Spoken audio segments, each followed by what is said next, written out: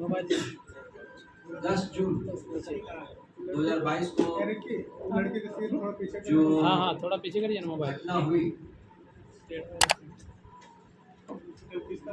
उसके बाद की सभी बातें आपको पता है। कुछ चीजों में लोगों के बीच में कुछ संशय और भ्रांति है, उसको दूर करने के लिए और कुछ सूचना देने के लिए ये प्रेस कॉन्फ्रेंस आहूत किया गया है।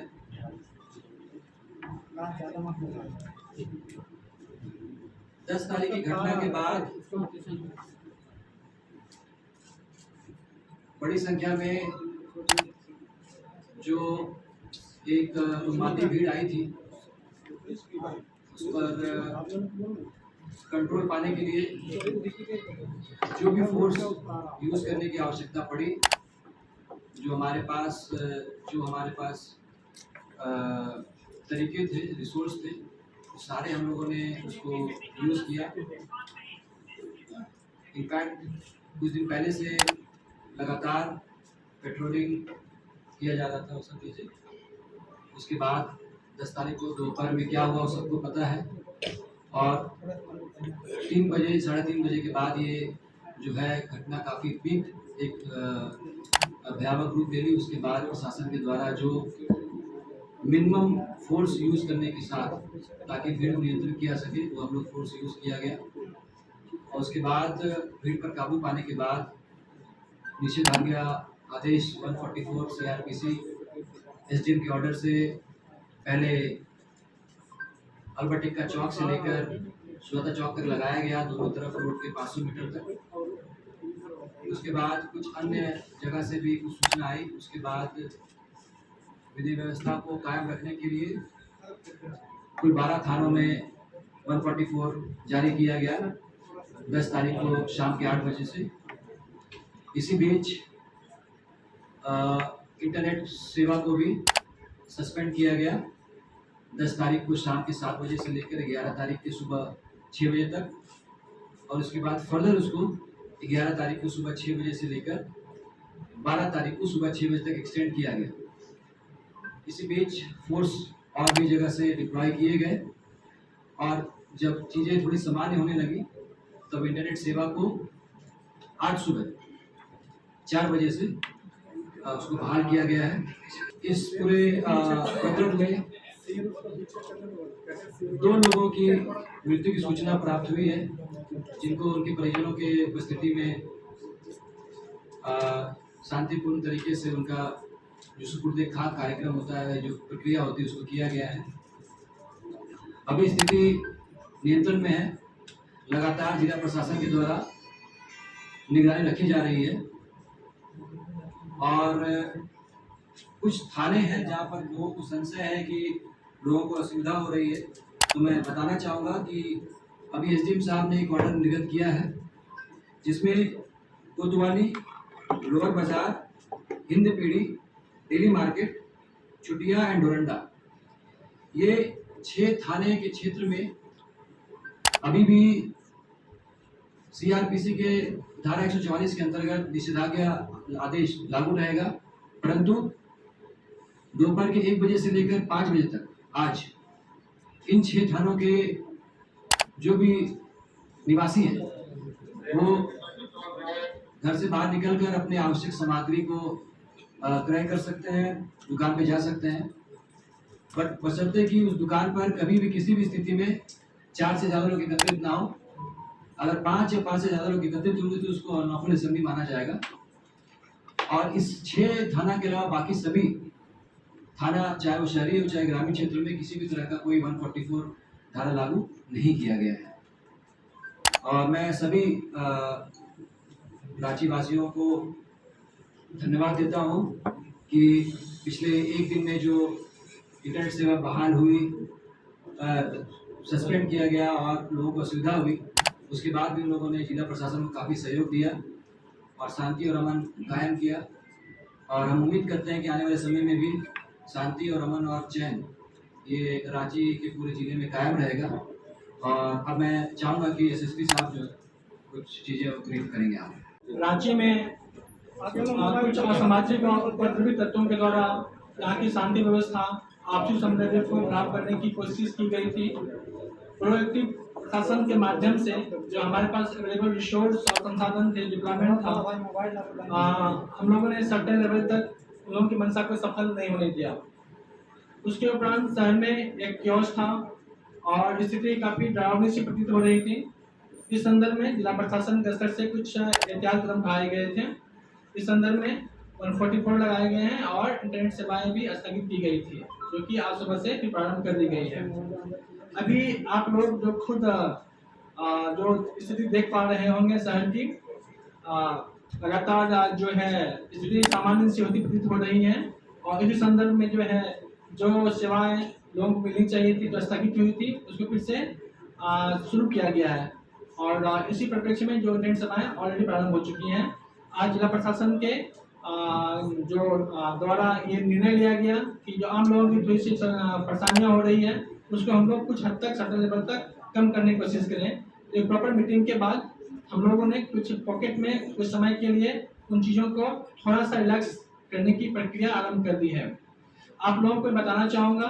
कि जो स्थिति हुई थी उसके उपरांत जिले में अभी तक कुल मिला के 25 FIR रजिस्टर्ड हो चुके हैं। कुछ मीडिया बंधु हमसे पूछ रहे थे कि कितने FIR हुए हैं, तो जिले में अभी 25 FIR प्रतिबंधित हुए हैं।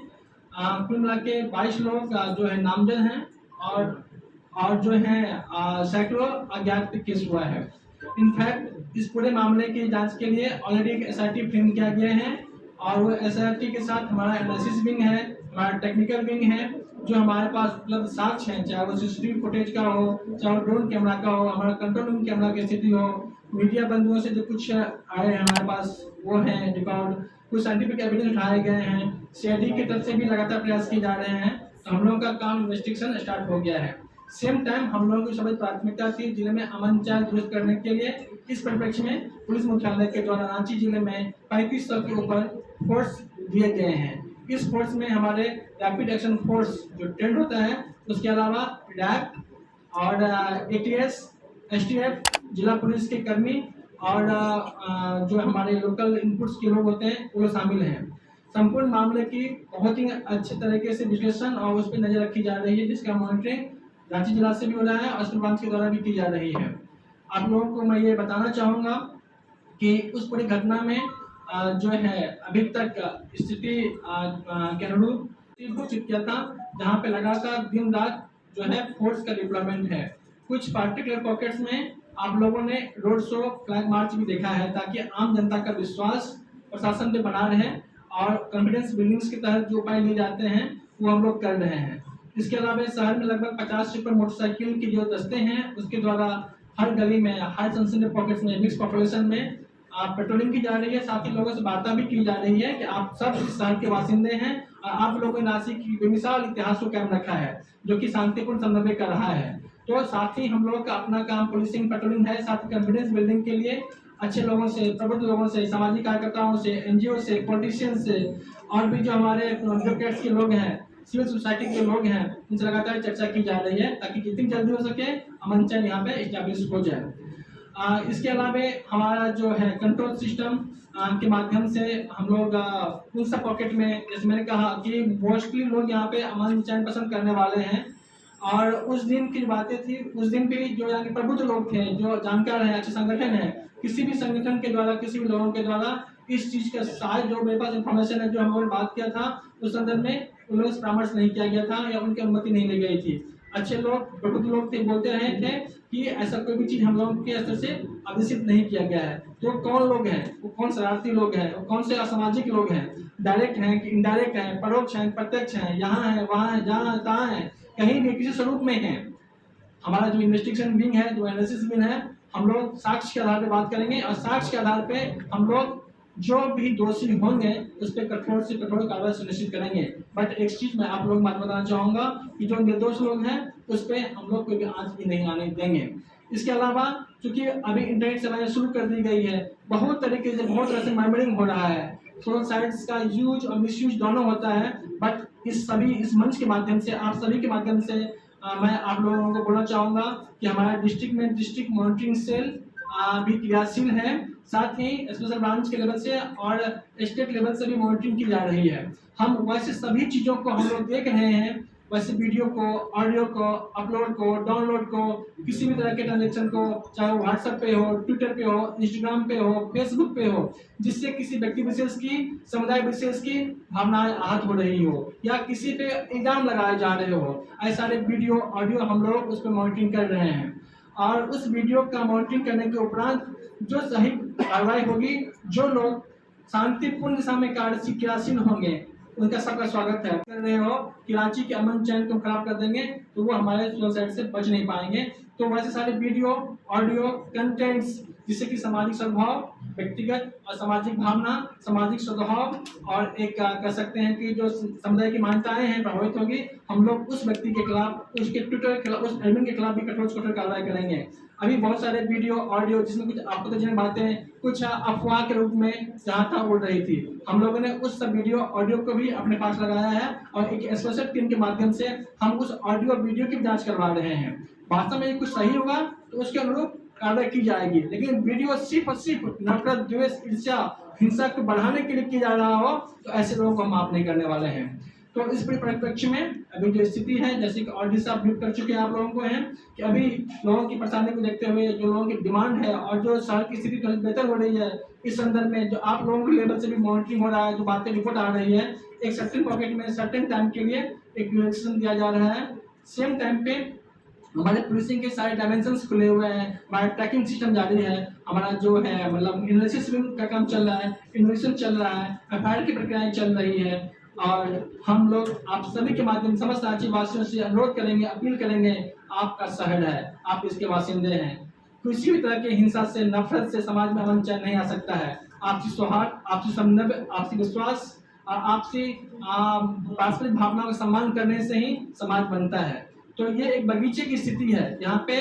बात तो सबकी खूबसूरती तभी होती है जब हम सब खूबसूरती हो, ये तभी है जब हम एक दूसरे का सम्मान करें। इसलिए मैं समझ जिलावासियों से कर रहा हूँ, स्थिति सामान्य है, नियंत्रित हो रही है। आप लोगों को पास्ट में कुछ दिखते हुए, इसके लिए मैं पर्सनली क्षमा प्रार्थी हूँ कि आपको इंटरनेट यूज का मौका नहीं मिला या कुछ समय के लिए आप घर से निकल नहीं पा रहे हैं, बट आपके सहयोग से ही संभव पा रहा है कि फिर से हम लोग ट्रैक पे आ रहे हैं। तो जिले में जो आप लोगों ने अमन चैन और शांति व्यवस्था बनाने में योगदान दिया है, इसके लिए जिला प्रशासन, हम सभी लोग आप सबके आभारी हैं। और फिर से आप सबसे रिक्वेस्ट करूंगा कि थोड़ा सा सब दीजिए, सहायता कीजिए, हम लोग कोऑपरेट कीजिए। हम लोग बहुत ही अच्छे तरीके से इस पर क्रियाशील हैं, काम कर रहे हैं और हम लोग उम्मीद करेंगे बहुत जल्दी करेंगे अमन चैन कायम हो जाएगा।